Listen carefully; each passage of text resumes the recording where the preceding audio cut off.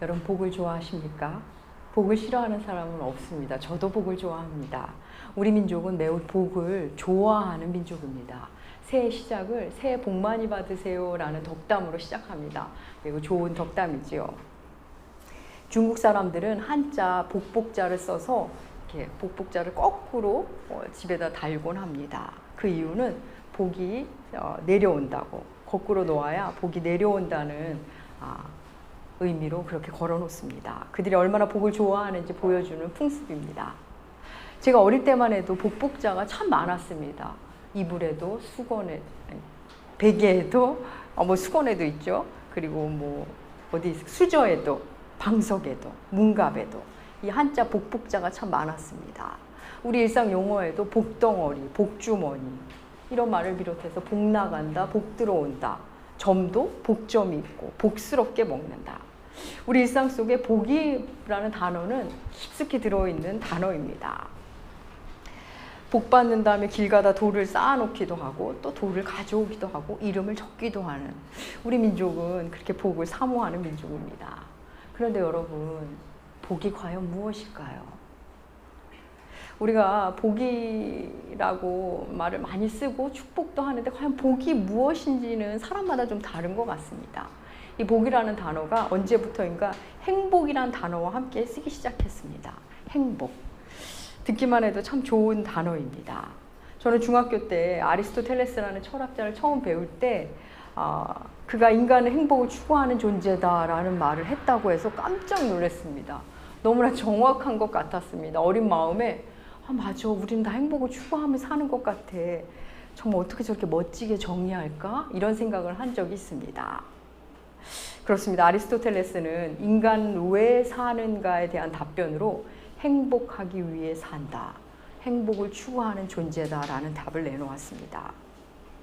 인간은 행복을 추구하는 존재입니다.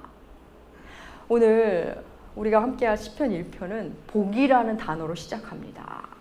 우리가 가진 번역본은 복 있는 사람은으로 시작하지만 좀 더 정확한 번역은 복되도다, 행복하여라. 이게 좀 더 정확한 번역입니다. 여러분, 시편 1편 1절은 시편 150편, 시편은 150편까지 있죠. 시편 150편의 시작입니다. 단순히 시편 1편의 시작이 아니라 150편의 시작, 전체의 시작입니다. 행복을 추구하는 존재, 복을 받기 원하는 존재인 우리들. 과연 복이 무엇일까요? 우리 그리스도인들은 성경이 무엇이라고 말하는지가 늘 중요한 사람들입니다. 그럼 과연 성경에서 복이 무엇인지 우리는 살펴봐야 합니다. 성경에도 여러분 복이라는 단어가 굉장히 많이 나옵니다. 그 첫 등장부터 살펴볼까요? 주보에 실어놨습니다. 창세기 1장 22절 하나님의 말씀 함께 봉독합시다.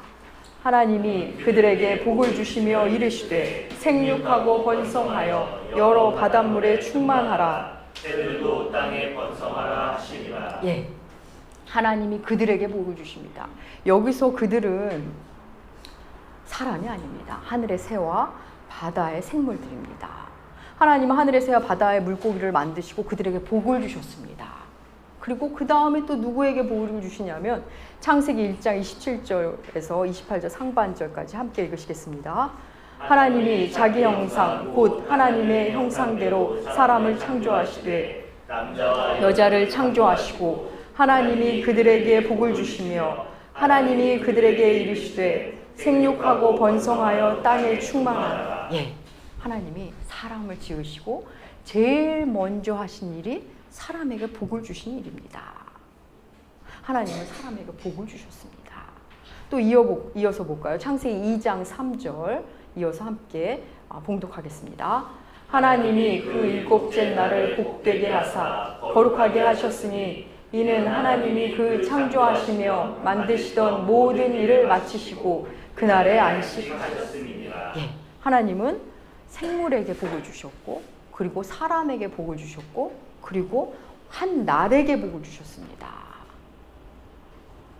우리가 지금 읽은 창세기 말씀을 통해서 복은 하나님으로부터 온 것임을 우리는 확인할 수 있습니다.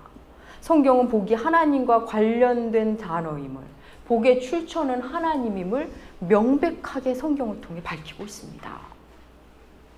그 하나님이 주신 그 복, 하나님이 주신 그 복이 아담의 불순종으로 깨집니다. 하나님의 자리에 스스로 가려 했던 것, 그게 이미 하나님과의 관계를 깨뜨리는 것입니다. 하나님과의 관계가 깨짐으로 복이 깨지는 겁니다. 하나님은 이어 불순종 이후에 하나님은 코로 호흡하는 모든 생물들을, 모든 창조물들을 물로 심판하십니다. 그리고는 노아 가족을 통해 새롭게 시작을 하십니다. 그때 이런 말씀을 하십니다. 창세기 9장 1절 함께 읽겠습니다. 하나님이 노아와 그 아들들에게 복을 주시며 그들에게 이르시되 생육하고 번성하여 땅에 충만하라. 첫 창조의 언어들을 노아와 그 아들들에게 말씀합니다. 하나님은 복을 주시면서 새로 시작하십니다. 그렇습니다. 하나님은 코로 기식하는 모든 생물을 심판하시고 새롭게 시작하면서 새로운 창조의 언어로 복을 주시면서 시작하십니다. 그런데 하나님은 이 복을 좀 더 선명하게 보여주시는 일을 하십니다. 한 사람을 불러서 일을 시작하시는데 바로 창세기 12장 2절입니다. 함께 읽겠습니다. 내가 너로 큰 민족을 이루고 내게 복을 주어 내 이름을 창대하게 하리니 너는 복이 될지라. 아브라함이라는 한 사람을 불러서 복을 주시겠다며 복을 주시는 것을 넘어 네가 복이 될 것이다, 이런 말씀하십니다. 여러분, 우리는 여기서 복의 개념을 새롭게 만납니다. 복은 하나님이 주시는 어떤 것이기도 하지만 내가 복이 되는 것입니다. 우리의 존재가 복이 되는 것입니다. 하나님은 우리를 복 삼으신 것, 우리의 존재를 복 삼으셨다는 것을 아브라함을 통해 명백히 말씀하십니다. 하나님은 우리의 존재 자체를 복이 되게 하십니다. 시편은 150편까지 있습니다. 시편 150편의 대장정이 복되도다로 시작합니다. 복되도다. 여러분, 어디서 들어본 것 같지 않습니까? 신약에 예수께서 산상수훈을 하실 때 이렇게 시작하셨습니다. 복되도다 심령이 가난한 자들이요, 복되도다 애통하는 자들이요. 예수께서 말씀하셨습니다. 심령이 가난한 것이 복이다. 애통하는 너희가 복이다. 의에 줄이고 목마르다는 것이 복이다 말씀하셨습니다. 여러분, 예수님께서 산상수훈을 말씀하실 때 그 앞에 앉아서 나와 들었던 사람들 다 삶이 고단한 사람들이었습니다. 로마 식민 백성으로서 세금 내기도 하루하루가 고단한 사람들이었습니다. 그런 사람들에게 하나님이, 예수께서 말씀하십니다. 애통하는 너희들이 복된 것이다.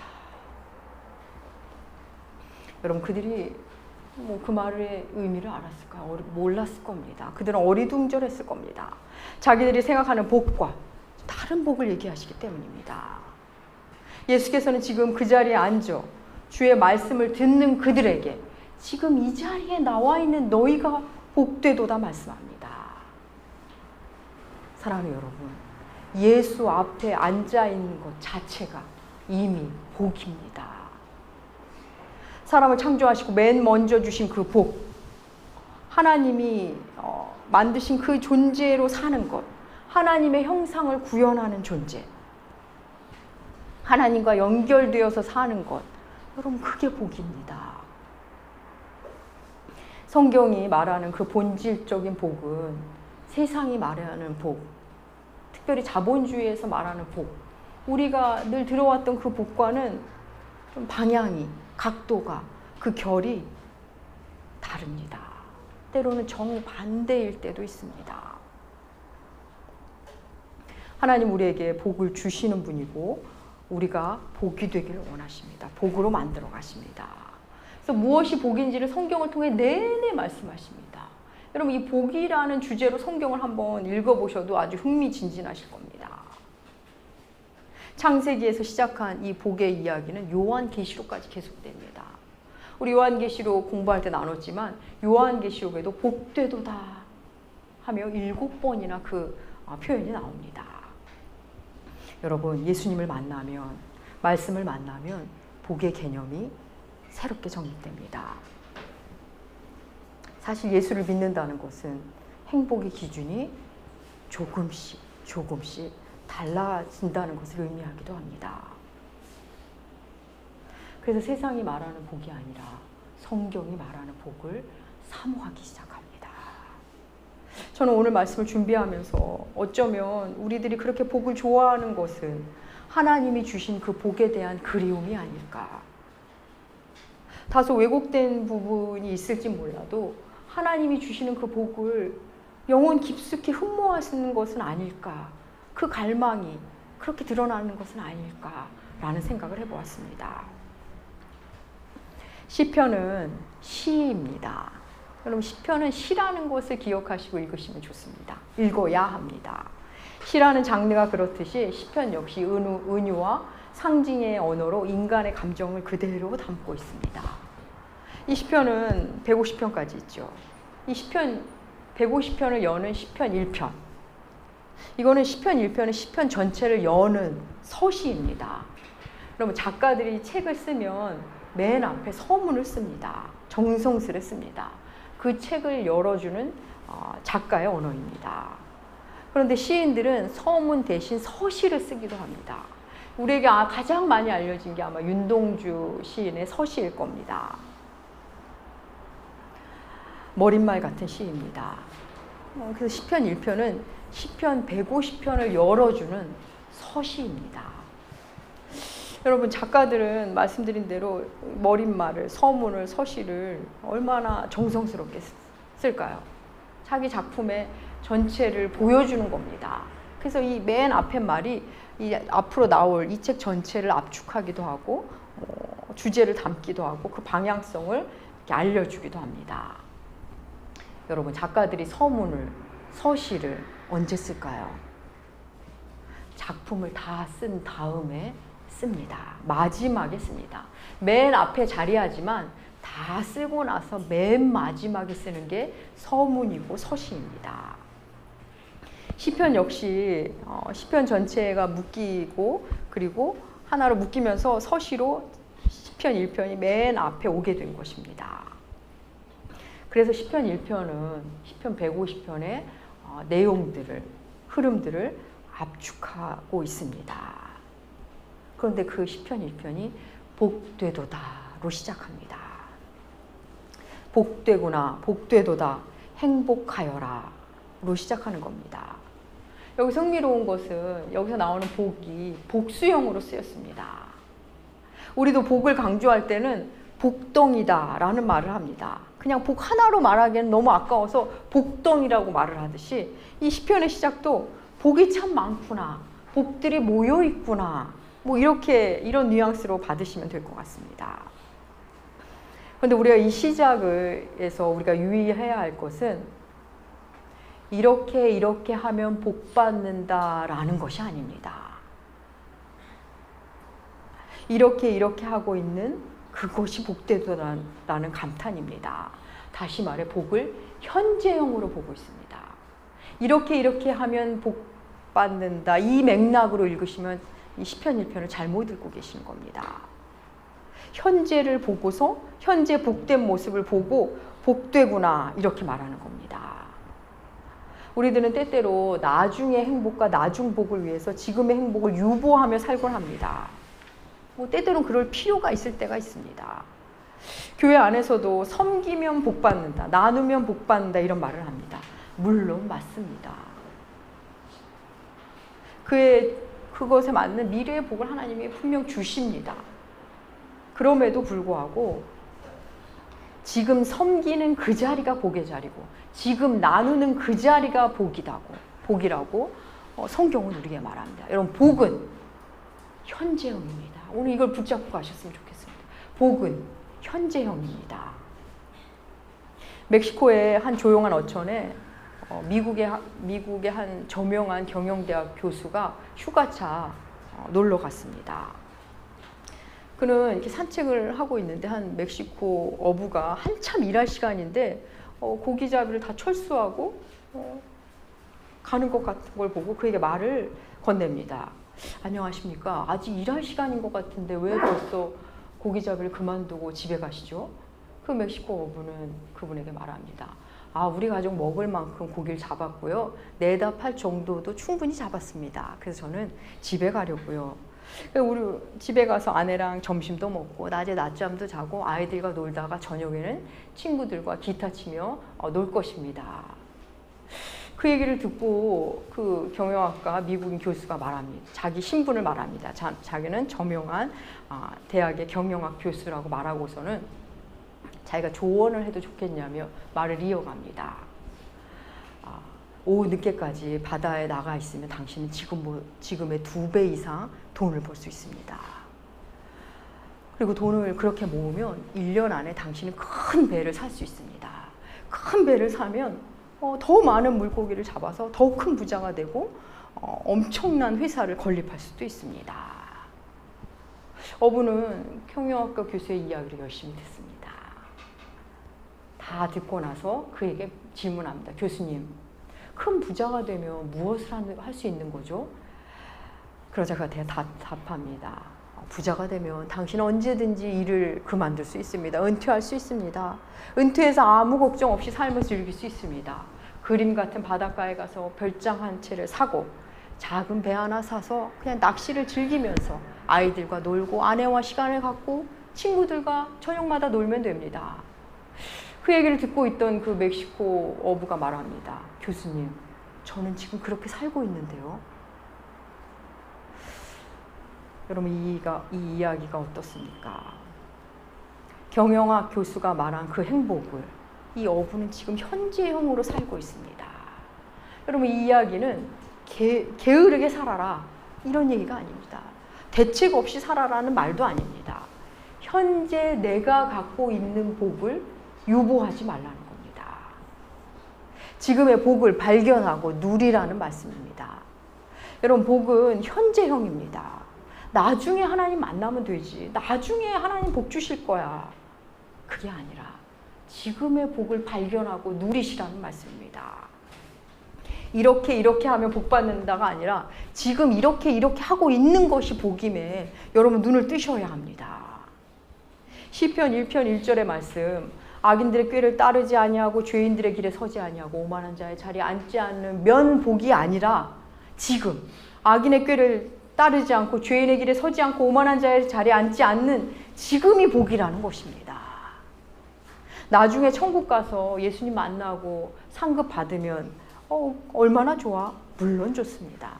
하지만 여러분, 지금 예수님을 못 만나면 나중은 보장되어 있지 않습니다. 은혜는 언제나 현재형입니다.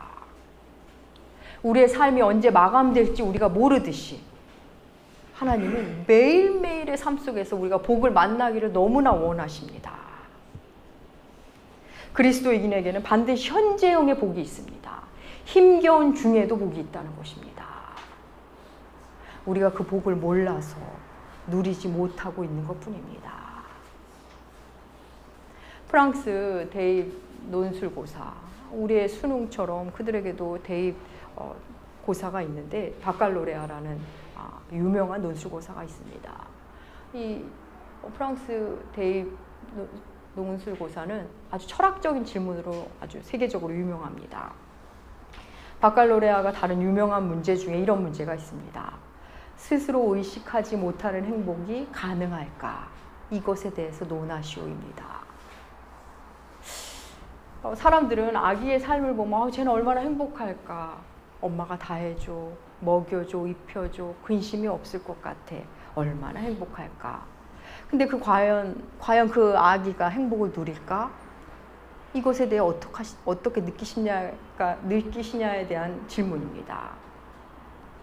자신이 행복하다고 느끼지 못하는 행복이 과연 행복일까? 그걸 논하라는 겁니다. 여러분 생각은 어떠십니까? 본인이 느끼지 못하는 복, 그게 과연 복이며 행복일까요?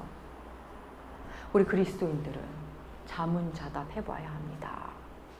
하나님은 분명 성경 내내 복을 주신다는 선포로 시작하여 네가 복이다 라는 말씀을 주셨고 복되도다라는 말씀을 자꾸 주시는데 왜 나는 복을 못 누리며 사는지, 나는 과연 그 복을 만나고 있기는 하는지 우리는 물어봐야 합니다.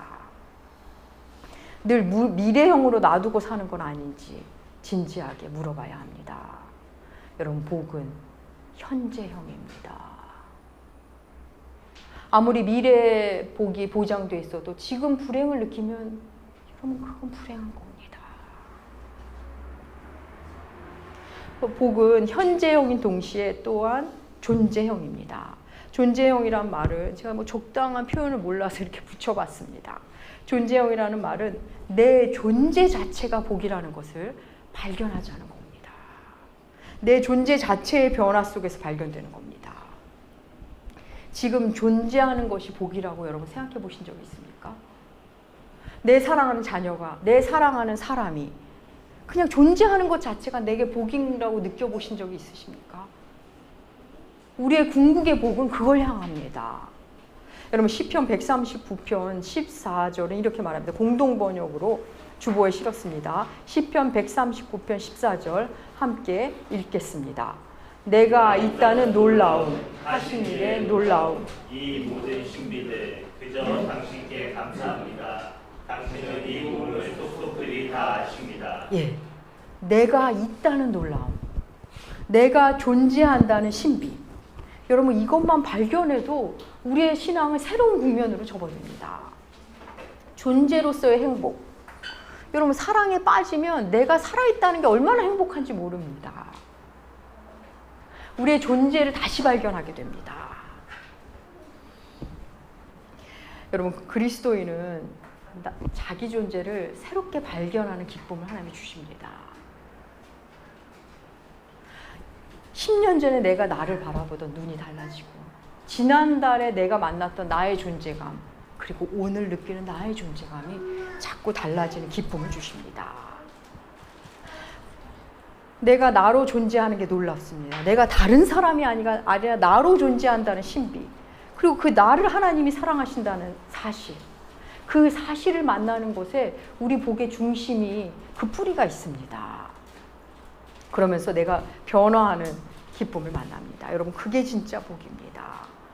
하나님이 태초에 만드셨던 그 본래의 나, 상처투성이, 연약함 투성이의 나를 넘어서 하나님이 원래 만들고 만들어가길 원하셨던 그 나를 만나는 기쁨, 내 안에 하나님의 형상을 만나는 기쁨, 어떤 일을 해서 하는 내가 아니라, 뭔가 포장된 내가 아니라 그저 존재로서의 나, 수용하는 기쁨을 만납니다. 너무나 놀랍게 오늘 우리가 나눌 그 책 아바를 사랑한 아이가 바로 이걸 다루고 있습니다.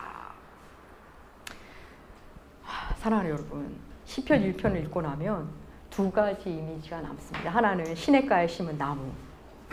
여러분 머릿속으로 아마 다 생각해요. 밑둥이 굵고 늘 푸른 나무, 철을 따라 열매 맺고 그늘이 넓은, 언제든 가서 쉴 수 있는 멋진 나무.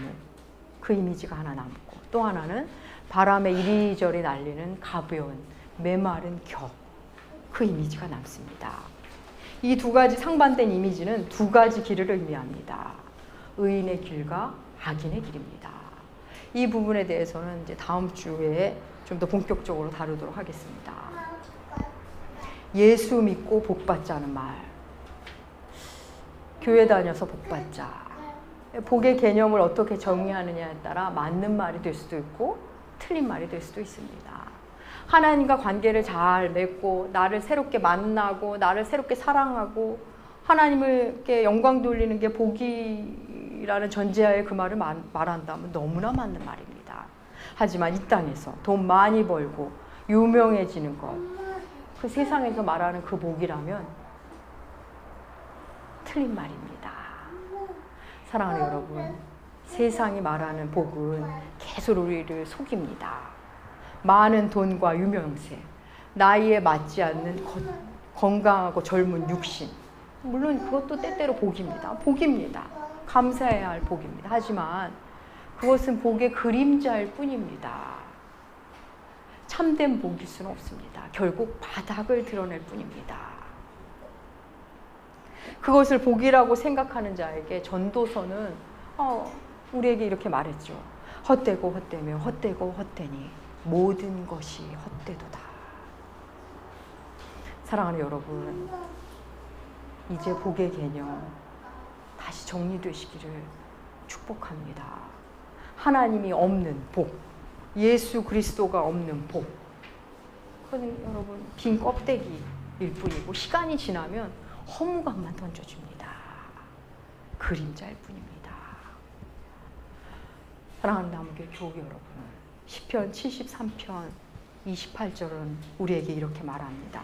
시편 73편 28절 주보 뒷면에 마지막 구절 우리 함께 봉독하겠습니다.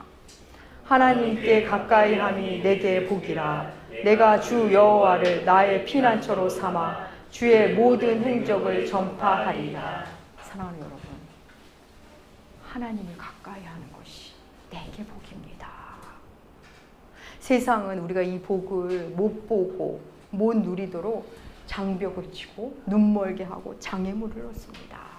이 복의 시선이 옮길 때쯤 되면 더 화려한 걸로 끌어갑니다.